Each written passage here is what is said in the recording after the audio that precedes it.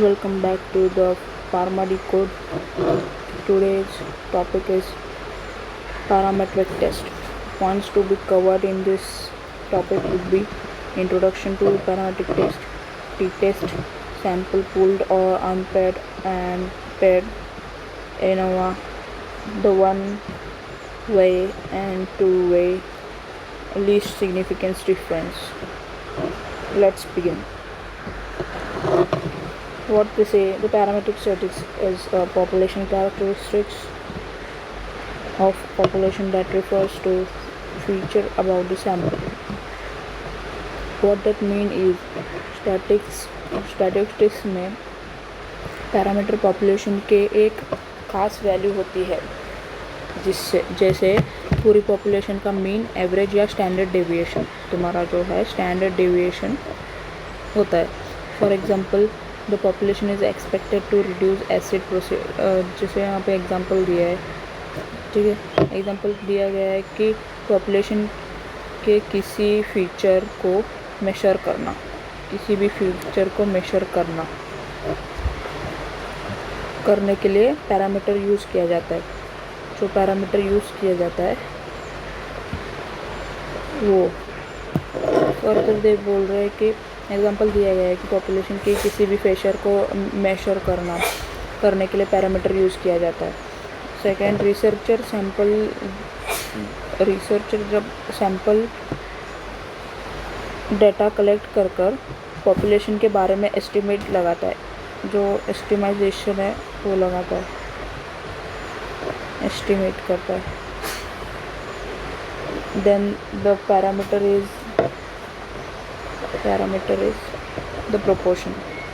Population की actual value को parameter बोलते हैं, जबकि सैंपल से निकली गई वैल्यू को स्टैटिस्टिक्स बोलते हैं. पैरामीट्रिक टेस्ट क्या है? Parametric test, here is the parametric test. What is parametric test? This test assume that the data followed a normal distribution. Parametric test ये मानकर चलते हैं कि डाटा नॉर्मल डिस्ट्रीब्यूशन या बेल शेप जो हम लोगों ने पढ़ा था, जो बेल का शेप रहता है उसको हम लोग नॉर्मल बोलते हैं. नॉर्मल डिस्ट्रीब्यूशन जो बेल शेप कर्व में को फॉलो करता है. ठीक है, पैरामीट्रिक टेस्ट के एजम्पशंस क्या है? The assumptions of parametric test. Assumption number 1, data interval या जो रेशियो स्केल पर होना चाहिए. डेटा इंटरवल होना चाहिए या रेशियो स्केल पर होना चाहिए. Second one, data normal distribution follow करे.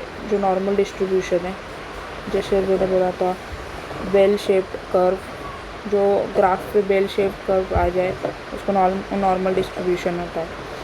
Next, variance group. Third number, variance group में ऑलमोस्ट इक्वल आना चाहिए. जो वेरिएंस ग्रुप है हमारा उसमें ऑलमोस्ट इक्वल आना चाहिए. फोर्थ है, ऑब्जर्वेशन इंडिपेंडेंट होनी चाहिए. Observation should be independent.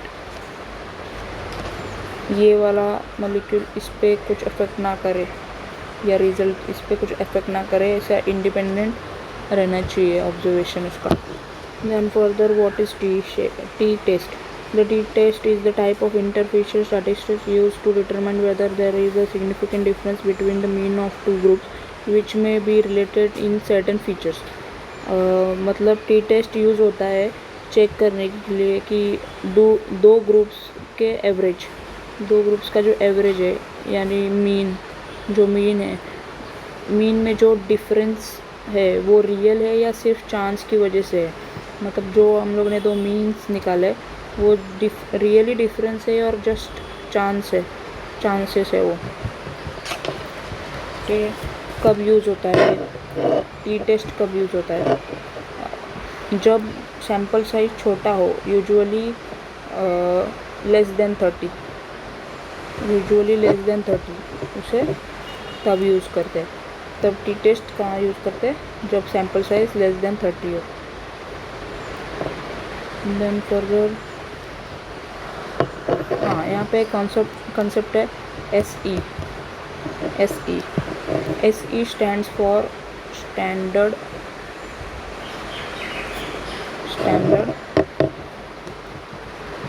Error. Standard error मतलब क्या? सेम बताता है कि सैम्पल मीन पॉपुलेशन मीन के कितना क्लोज है, ठीक है. और स्टैंडर्ड डेविएशन क्या करता है? डाटा कितना स्प्रेड हुआ है, जहाँ n is equal to sample में कितने ऑब्जर्वेशन है. SE क्या मेजर्स करता है? SE measures how far the sample mean. SE measures the how far the samples mean. Same बताता है कि अलग अलग सैम्पल्स के मीन्स कितना वेरिएशन हो सकता है, मीन्स विथ कितना वेरिएशन हो सकता है. Smaller standard error means better estimate होता है. जितना छोटा SEM होगा उतना पॉपुलेशन को एक्यूरेटली रिप्रेजेंट किया जा सकता है. हाँ, तो कब यूज़ करते हैं? जब सैम्पल साइज छोटा हो, यूजुअली 30 लेस देन 30, तब टी टेस्ट यूज़ होता है. देन दो ग्रुप्स का एवरेज वैल्यू कंपेयर किया जाता है इसमें. देन फॉर एग्जांपल अगर एक मेडिसिन लेने वाले ग्रुप का एवरेज BP और मेडिसिन ना लेने वाले का एवरेज BP कंपेयर करना हो तो टी टेस्ट यूज़ करेंगे. Now let's see how many types of T test. First one is one sample T test. Second one is independent T test. Third is paired T test. तो one sample T test में क्या होता है? One sample T test में sample mean को known population mean से compare करता है. मतलब जैसे हम लोग का स्टैंडर्ड ड्रग है, उसको हम लोग अपने टेस्ट से लिमिट टेस्ट में जैसे हम लोग ने परफॉर्म किया था, वैसे ही इसमें सैम्पल मीन को नॉन पॉपुलेशन मीन से कंपेयर करते हैं. इंडिपेंडेंट टी टेस्ट क्या है? दो अलग ग्रुप कंपेयर किए जाते हैं और फिर जैसे example male and female marks.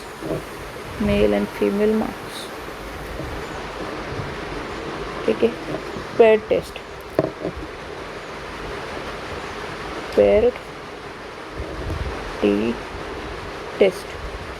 T test क्या होता है? सेम ग्रुप को दो अलग टाइम्स पर कंपेयर करता है. एग्जांपल ट्रीटमेंट से पहले और बाद का BP. ट्रीटमेंट से पहले का BP एंड ट्रीटमेंट के बाद का BP कंपेयर करना, बट सेम ग्रुप से अलग टाइम पर. Now assumption of T test are as follows. Assumption क्या है? Scale of measurement, simple random sample data, homogeneity of variance and further just 4 assumptions.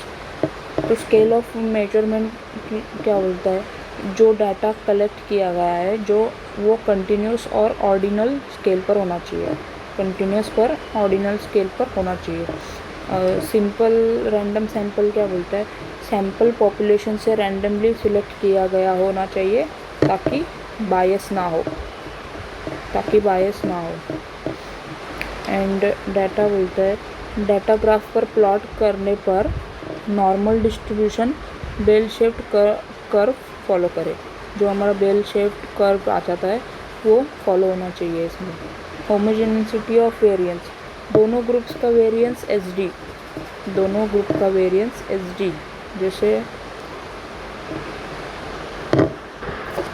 दोनों ग्रुप्स का जो वेरिएंस है वो SD लगभग इक्वल होना चाहिए.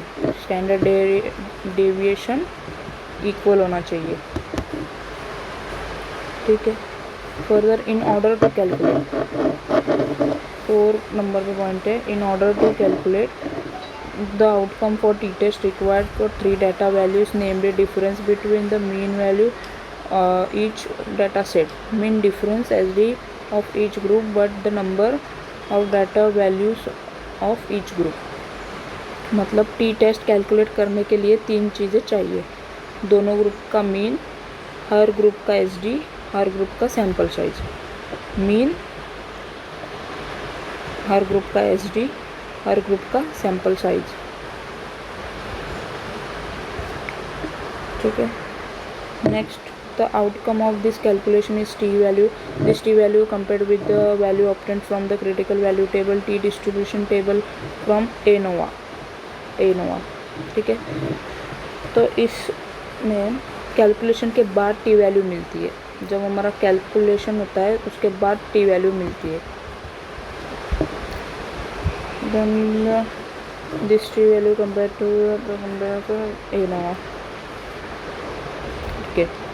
इस टी वैल्यू को टेबल वैल्यू क्रिटिकल वैल्यू से कंपेयर करता है। जो हमारा टेबल वैल्यू है वो क्रिटिकल वैल्यू से कंपेयर हो जाता है, कंपेयर करता है। ठीक है। Next, the T test inquires weather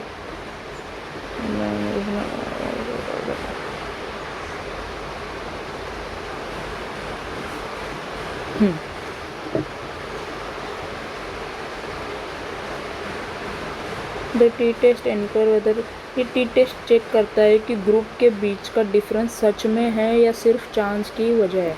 मतलब जो ग्रुप में जो डिफरेंस है वो सच्ची में है या जस्ट चांस की वजह से हुआ है, बाय चांस हुआ है। ये जो डिफरेंस है वो बाय चांस हुआ है या चांस की कुछ वजह है, रीज़न। ठीक है। Types of T test, independent sample test, one sample test paired, मैंने पहले भी बोला है। ठीक है। 2 version of 2 sample T test,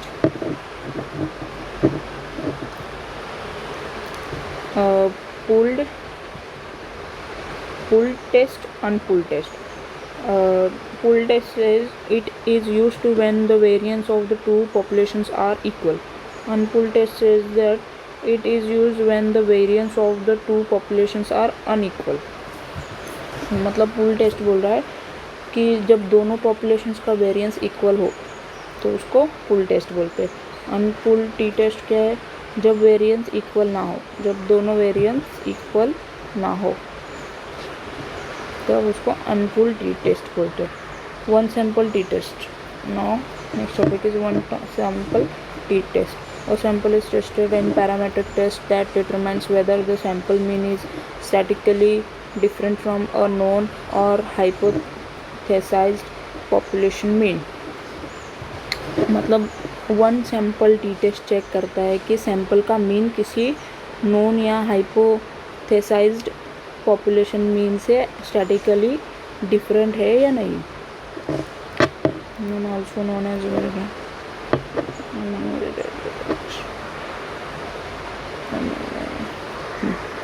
इसको सिंगल सैम्पल टी टेस्ट भी कहते हैं। ठीक है। सैम्पल के मीन को एक नोन वैल्यू के साथ कंपेयर किया जाता है।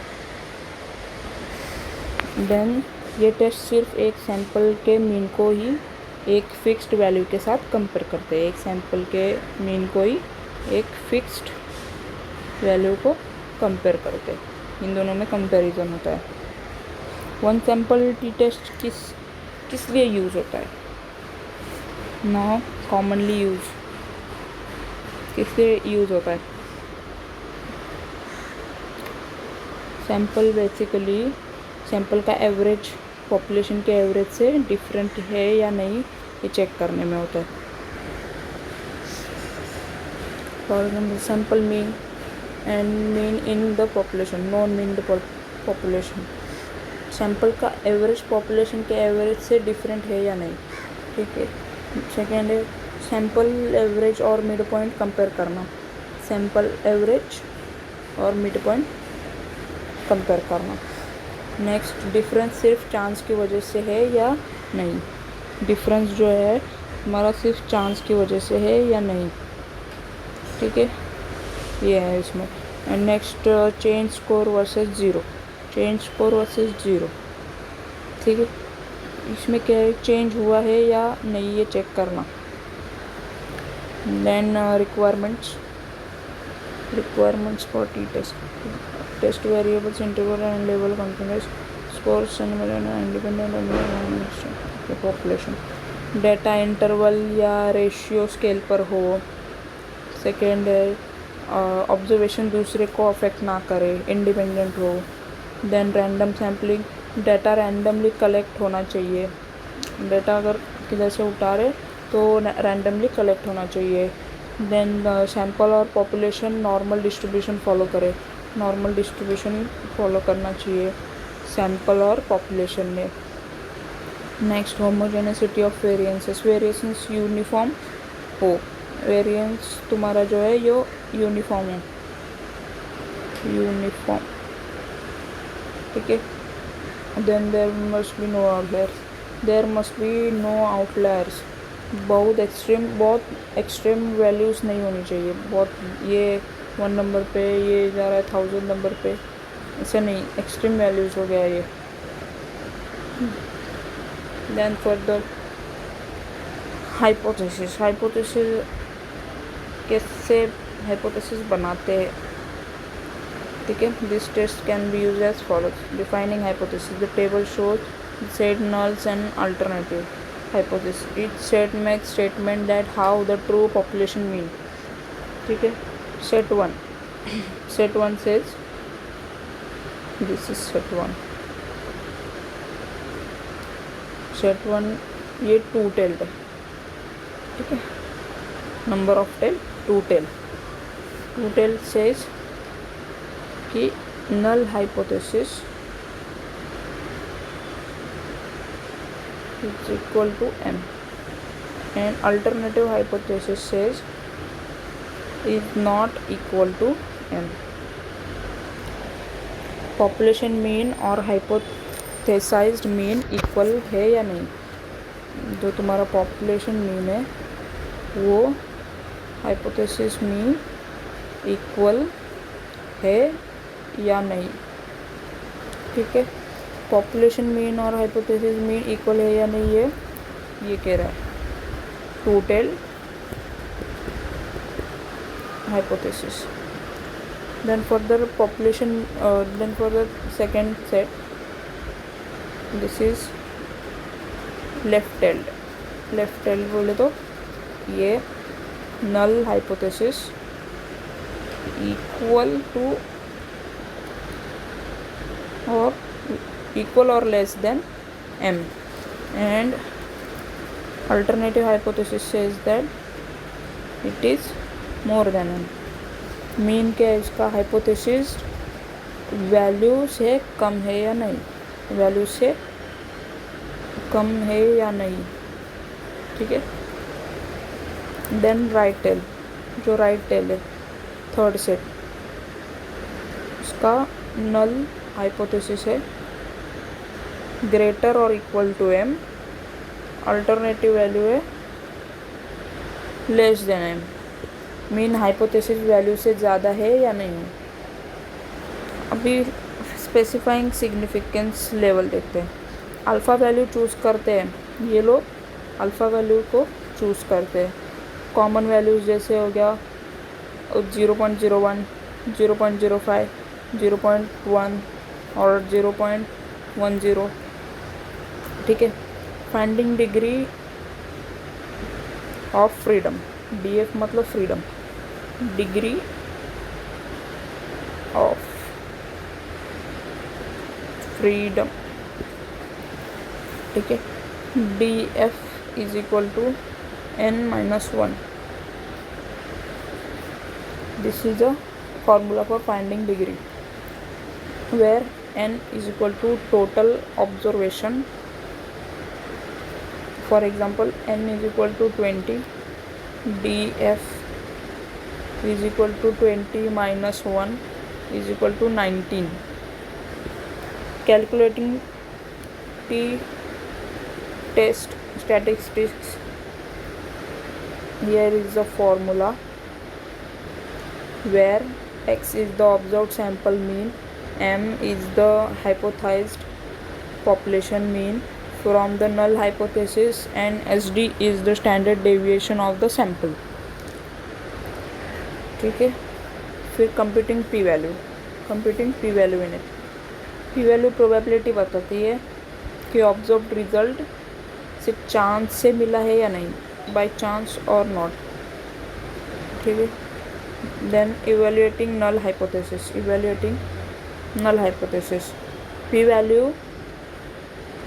पी वैल्यू को सिग्निफिकेंस लेवल से कंपेयर करते हैं। For example p less than 0.05, so here null hypothesis reject करता है यहाँ पे।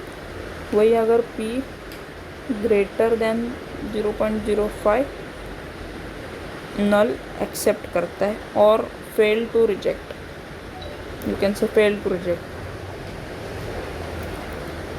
नेक्स्ट, पुल टी टेस्ट क्या है?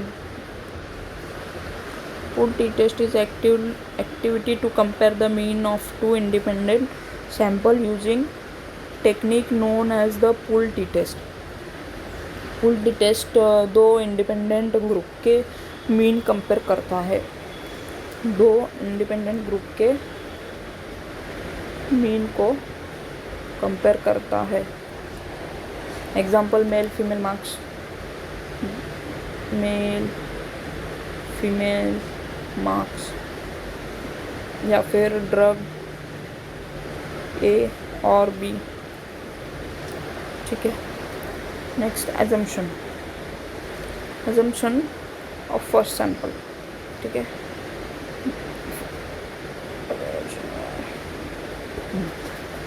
सैंपल 1 नॉर्मल डिस्ट्रीब्यूशन फॉलो करें, सैंपल 1 नॉर्मल डिस्ट्रीब्यूशन से फॉलो करें। सेकेंड, सैंपल 2 भी नॉर्मल डिस्ट्रीब्यूशन फॉलो करें। इनका ये कहना है कि सैंपल 2 भी नॉर्मल डिस्ट्रीब्यूशन फॉलो करें। सैंपल्स इंडिपेंडेंट हो, एक सैंपल का डाटा दूसरे सैंपल को अफेक्ट ना करे। थर्ड पॉइंट का मीनिंग है सैंपल्स, दोनों सैंपल इंडिपेंडेंट हो,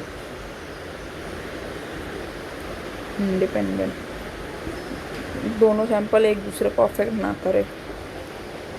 important point, use when variance of two populations are equal. Pool T test तभी यूज़ होता है जब दोनों पॉपुलेशंस का वेरिएंस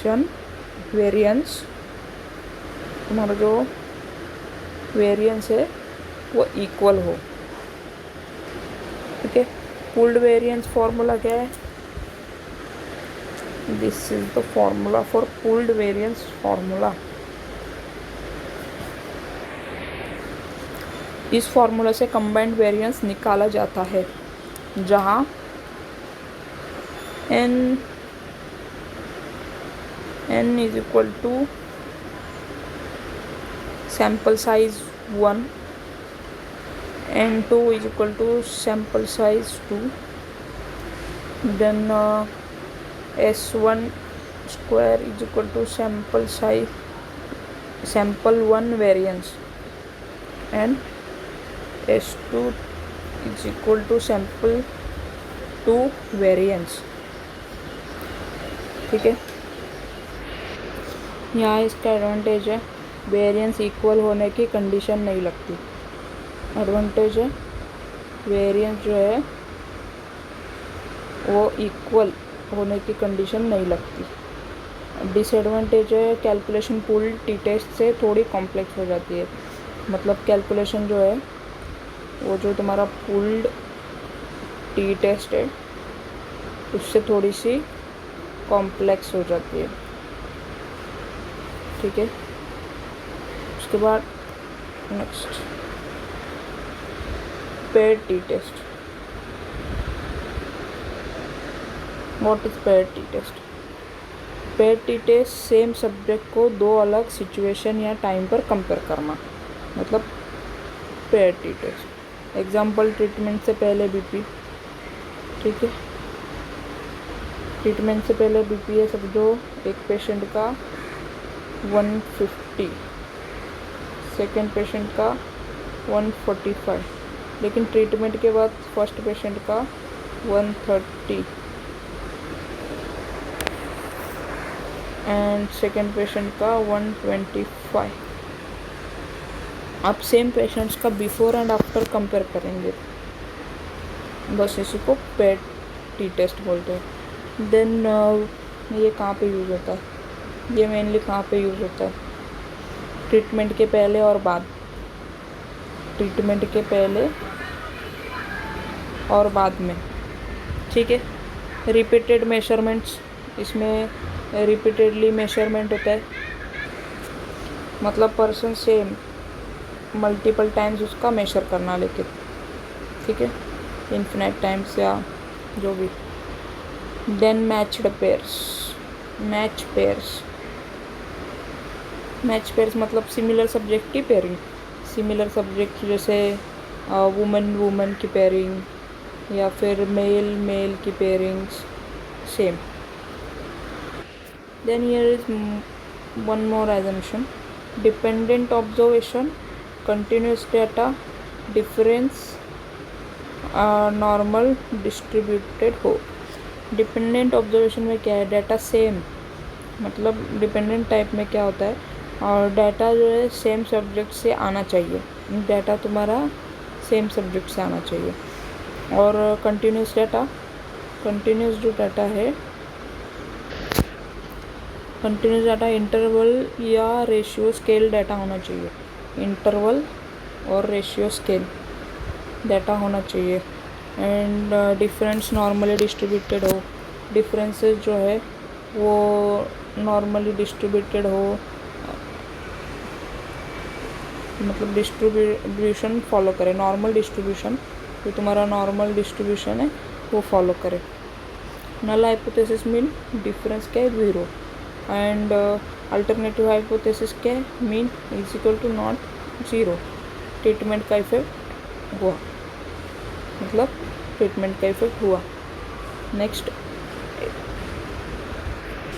जैसे मैंने बोला था यहाँ पे dependent observation, interval ratio and further null hypothesis, ये सब alternative hypothesis. Then difference normally distributed हो ना, बिफोर डिफरेंस अलग नॉर्मल डिस्ट्रीब्यूशन फॉलो करे, just that. Then further let's go to unpaired t-test. Unpaired t test क्या होता है? जब दो जो तुम्हारे अलग ग्रुप्स के मीन एवरेज कंपेयर करने हो और दोनों ग्रुप्स के मेंबर एक दूसरे से रिलेटेड ना हो, तब अनपेड टी टेस्ट यूज़ किया जाता है। फॉर एग्जांपल, ड्रग पेशेंट दिया है ए, ड्रग पेशेंट दिया है बी, जैसे मेल स्टूडेंट्स और फीमेल स्टूडेंट्स, वैसे ही क्लास ए क्लास बी, ऐसे दो डिफरेंस रहने चाहिए और रिलेटेड ना हो। तब यहाँ ग्रुप ए और ग्रुप बी के लोग अलग हैं, इसलिए अनपेड टी टेस्ट यूज़ होगा। दोनों ग्रुप अलग है इसलिए अनपेड टी टेस्ट यूज़ होगा। नाउ यहाँ पे नल हाइपोथेसिस। नल हाइपोथेसिस क्या है? दोनों ग्रुप्स के मीन में कोई सिग्निफिकेंट डिफरेंस नहीं है, दोनों भी ग्रुप के मीन में कोई सिग्निफिकेंट डिफरेंस नहीं है, उसको हम लोग नल हाइपोथेसिस कब बोलेंगे।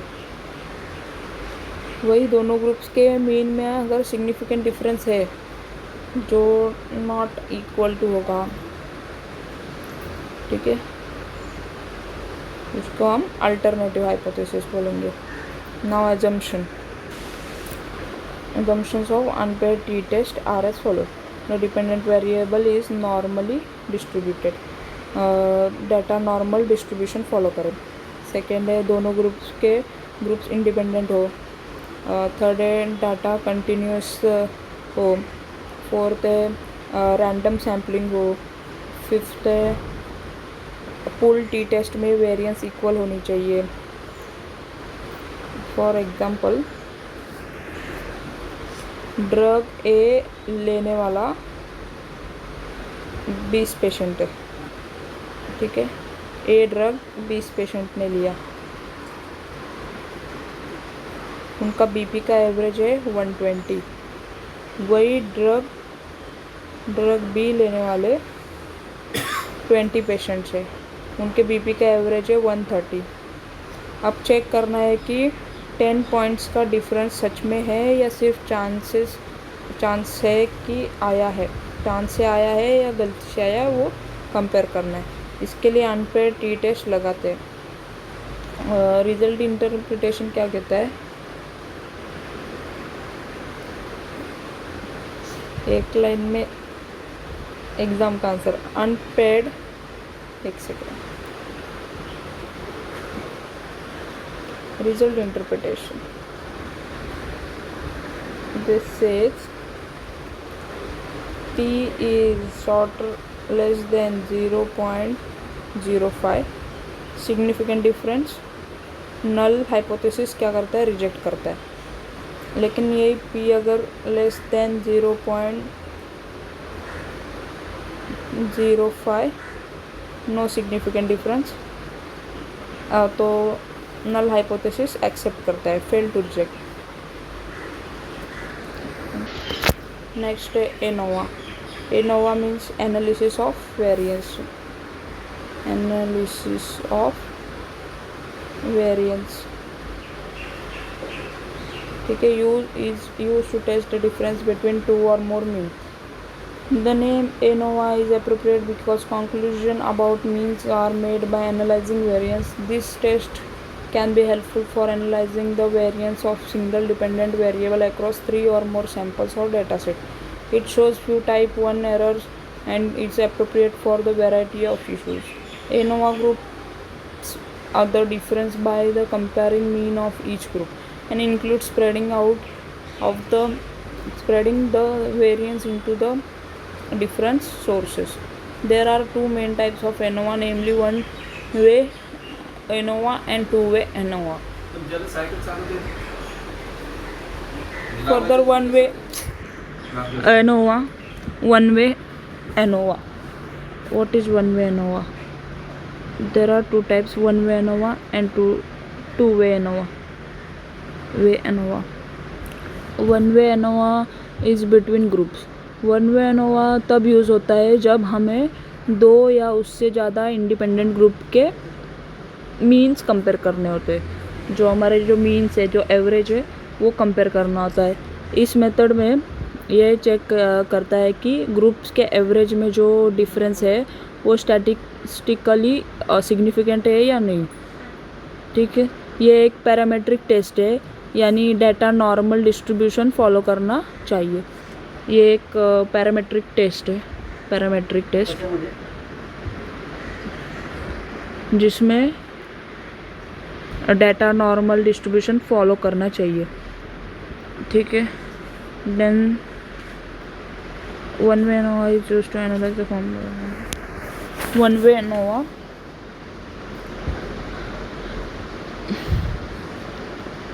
वन फैक्टर एनोवा भी बोलते हैं क्योंकि इसमें एक इंडिपेंडेंट वेरिएबल यानी फैक्टर होता है।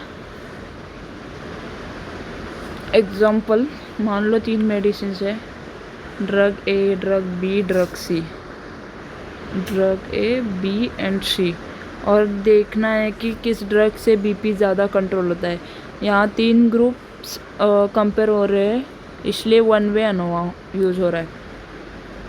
ए, बी एंड सी, यहाँ पे 3 ग्रुप्स कंपेयर हो रहे हैं, तो इसको वन वे एनोवा कहेंगे। एनोवा रिक्वायरमेंट्स क्या है वन वे एनोवा की?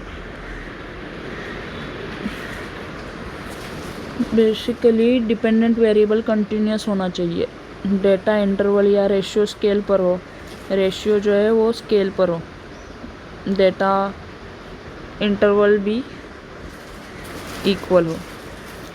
सेकेंड, इंडिपेंडेंट वेरिएबल कैटेगोरिकल होना चाहिए, इंडिपेंडेंट वेरिएबल कैटेगरी में होना चाहिए।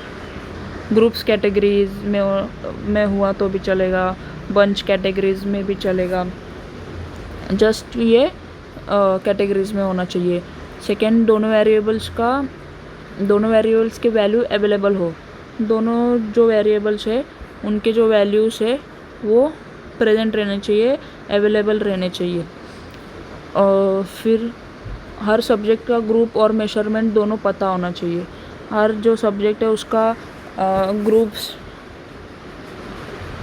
ग्रुप एंड मेजरमेंट ये दोनों भी पता होना चाहिए। ग्रुप्स 4 पॉइंट है, ग्रुप्स इंडिपेंडेंट होने चाहिए, और ग्रुप्स जो है वो इंडिपेंडेंट होने चाहिए, क्योंकि एक ग्रुप का मेंबर दूसरे ग्रुप के मेंबर को अफेक्ट ना करे, एक ग्रुप का मेंबर दूसरे ग्रुप के मेंबर्स को अफेक्ट ना करे। और फिर रैंडम सैम्पलिंग, मतलब ये बंच में से कोई भी रैंडम सैम्पल रैंडमली सिलेक्ट होना चाहिए, क्योंकि वो ज़्यादा एरर ना दे। Then normal distribution,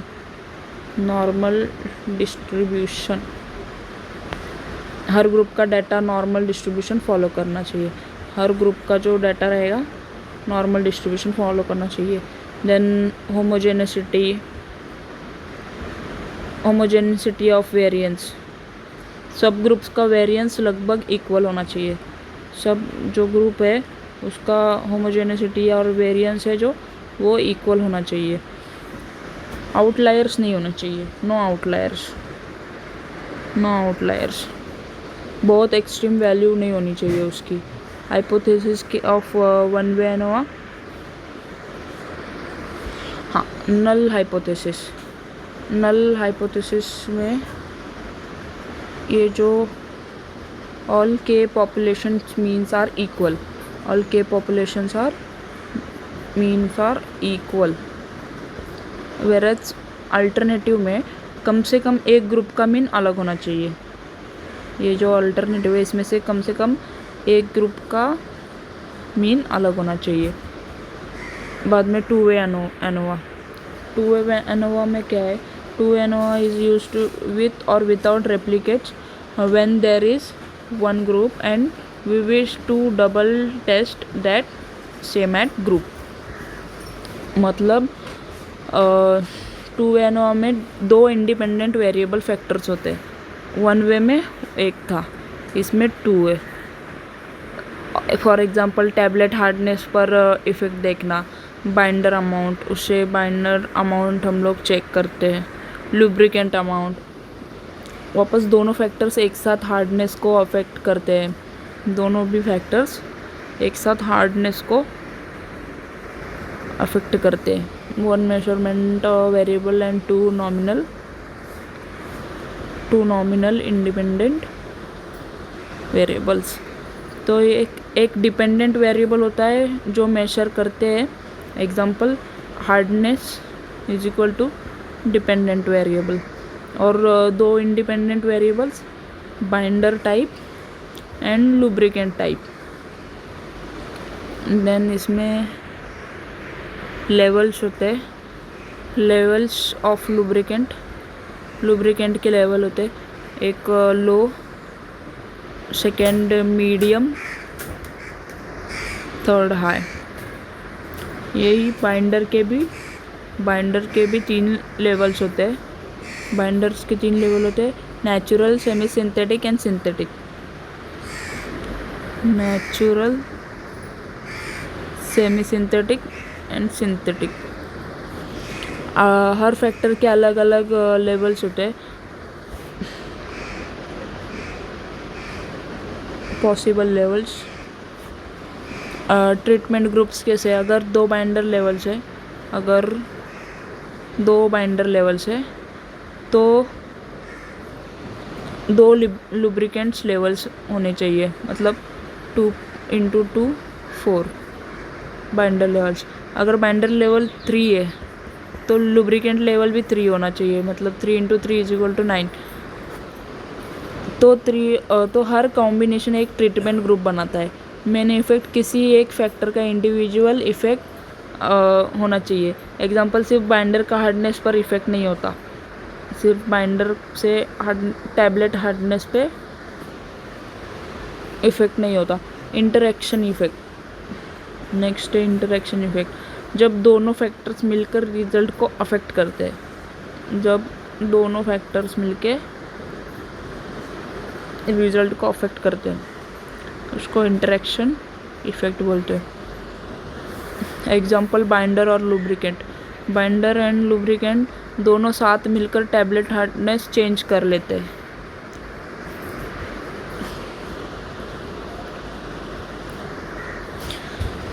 Next, ANOVA test results are used in F test on the significance of the regression formula. Overall, the two-way ANOVA results calculate main effect as well as the interaction effect.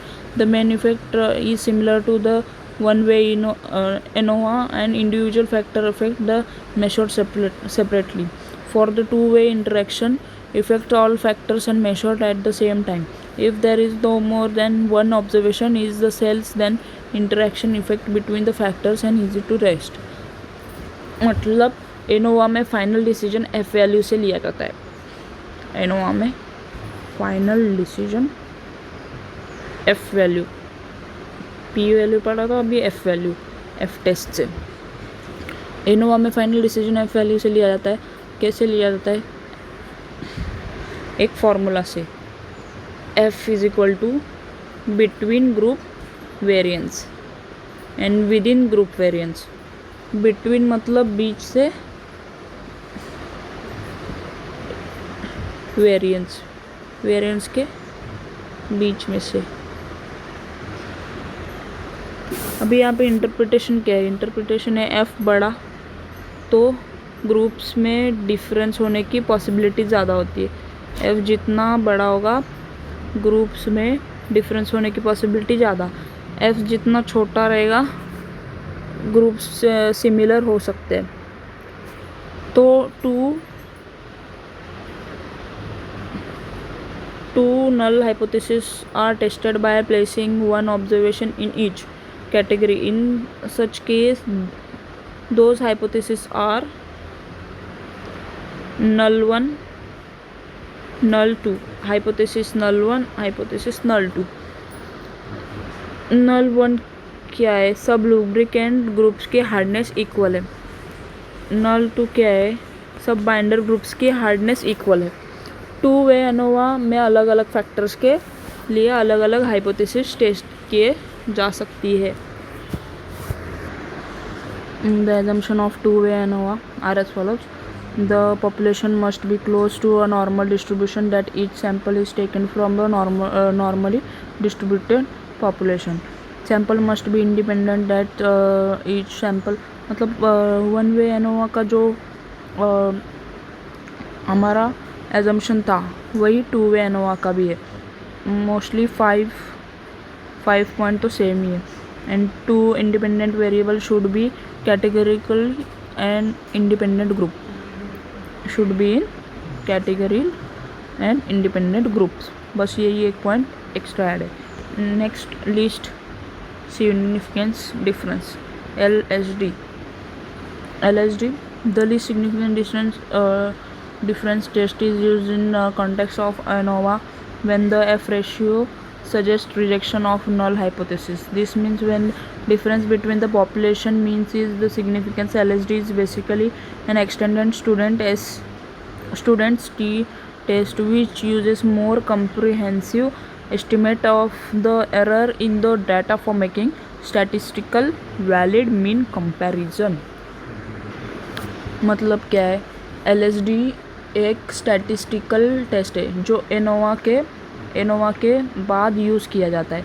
जब ANOVA के F test, जो मैंने अभी समझाया, F test significant आता है, null hypothesis reject हो जाती है, तब LSD टेस्ट बताता है कि कौन से दो ग्रुप्स के मीन के बीच एक्चुअल डिफरेंस है, कौन से ग्रुप के मीन्स के बीच दो एक्चुअल डिफरेंस है। Easy definition, LSD basically students t test का एक्सटेंडेड वर्जन है जो मल्टीपल ग्रुप्स के मीन्स को कंपेयर करता है। काम कैसे करता है अभी सबको लगेगा काम कैसे करता है। तो फर्स्ट पहले एनोवा परफॉर्म किया जाता है। सेकंड, एनोवा सिग्निफिकेंट हो जाए तो थर्ड उसको सेकेंड स्टेप पे, अगर एनोवा सिग्निफिकेंट हो जाता है तो उसको थर्ड स्टेप पे लेके जाते हैं। हर पेयर ऑफ ग्रुप्स को कंपेयर किया जाता है पेयर वाइज हमें उसको कंपेयर करना होता है। एग्जांपल मान लो 3 टैबलेट फॉर्मुलेशन है। फॉर्मुलेशन ए जिसका हार्डनेस 50 है, फॉर्मुलेशन बी जिसका हार्डनेस 55, एक का हार्डनेस 50, बी का हार्डनेस 55 एंड सी का हार्डनेस 70। ठीक है, इनका मीन 50, 55, 70। तो एनोवा बताएगा कि ग्रुप में डिफरेंसेस है या नहीं। एलएसडी बताएगा A versus B, A versus C, B versus C, ऐसा। इम्पोर्टेंट पॉइंट, अगर दो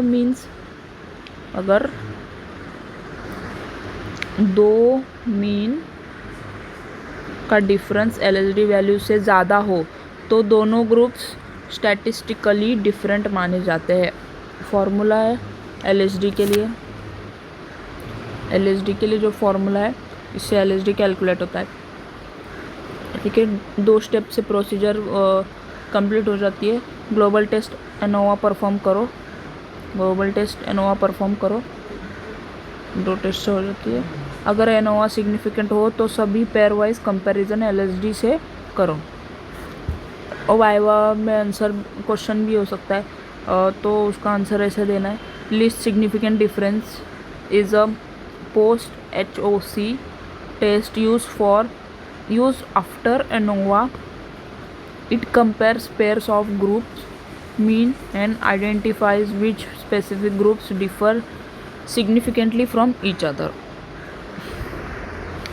Global test is meant for the data sets in which many features or correlates have been measured for the same subject together with a response variable, for example class level, a survival time or a continuous measurement. Okay, the global test can be used on a group subset of the covariates testing, whether that groups is associated with a response variable. The null hypothesis of global test is that none of the covariates in the tested group is associated with a response. Then the alternative is that at least one. ठीक है, ये हो गया। The uses of LSD कहाँ use होता है। LSD allows data to be observed at closely without having sufficient prior statistical knowledge. It is simple calculation that allows means. Then it helps to identify population whose means are statistically different. LSD used for evaluate the result of chance and gain confidence that interference drawn from the data are correct. मतलब global test एक statistical test है जो check करता है कि सारे treatment groups के means equal है या नहीं। सिंपल लैंग्वेज में बोलूँ तो एलएसडी में पहले डायरेक्टली ग्रुप्स कंपेयर नहीं करते। स्टेप 1 है ग्लोबल टेस्ट एनोवा परफॉर्म करते हैं पहले नल हाइपोथेसिस, फिर अल्टरनेटिव हाइपोथेसिस। नल हाइपोथेसिस में सभी ग्रुप्स के मीन्स इक्वल है और अल्टरनेटिव हाइपोथेसिस में कम से कम एक ग्रुप का मीन अलग है। अगर ग्लोबल टेस्ट सिग्निफिकेंट नहीं है तो पेयर वाइज कंपैरिजन करने की ज़रूरत है नहीं है। वही अगर ग्लोबल टेस्ट सिग्निफिकेंस आता है, एलएसडी के सेकेंड स्टेप में जाके ग्रुप को पेयर वाइज कंपेयर करते हैं। एग्जाम्पल जो मैंने hardness of tablet in groups दिया था 50, 55 एंड 70। यूजेस ऑफ एलएसडी क्या था। एलएसडी का यूज़ तब किया जाता है जब हमें मल्टीपल ग्रुप्स के मीन्स कंपेयर करने होते हैं और पता लगाना होता है कि एग्जैक्टली कौन से ग्रुप्स एक दूसरे से डिफरेंट है। मेन यूजेस क्या है, पेयर वाइज कंपैरिजन, 2 ग्रुप्स के मीन्स को कंपेयर करने के लिए। Example drug A versus drug B. ANOVA के बाद जब एनोवा सिग्निफिकेंट रिजल्ट दे तब LSD यूज़ करके स्पेसिफिक ग्रुप्स आइडेंटिफाई किए जाते हैं। रिसर्च स्टडीज़ थर्ड है उसका यूज़ रिसर्च स्टडीज़ में। रिसर्च स्टडीज़ में clinical trials, pharmaceutical research, agriculture, microbiology, biology etcetera में यूज़ होते हैं।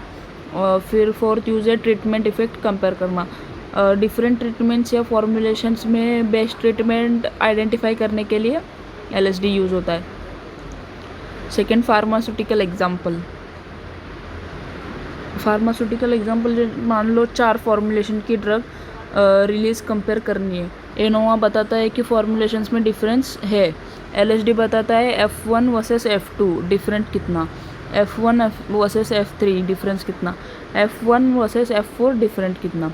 एडवांटेजेस यही है, सिंपल और इजी टू कैलकुलेटेड, सिंपल है, इजी टू कैलकुलेट है, पेयर वाइज कंपेरिजन यूज़फुल है।